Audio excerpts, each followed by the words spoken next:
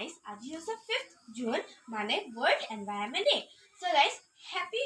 very happy World Environment Day. So guys, আজি 2021 or Environment Day থিমটো হৈছে যে ecosystem ৰেষ্টৰেশ্যন মানে হৈছে যে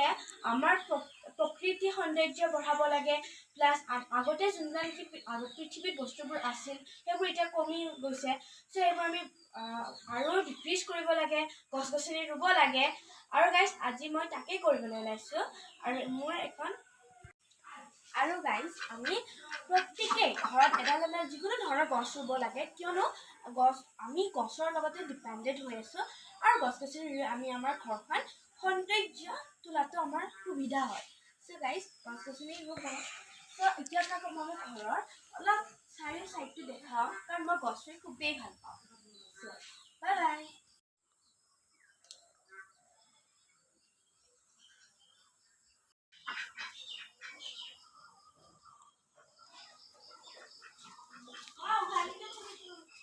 Hello, viewers.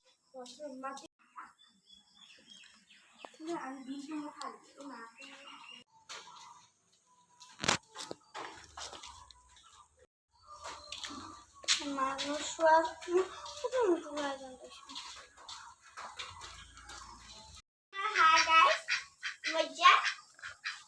wajah tidur satu kudu kalian menang.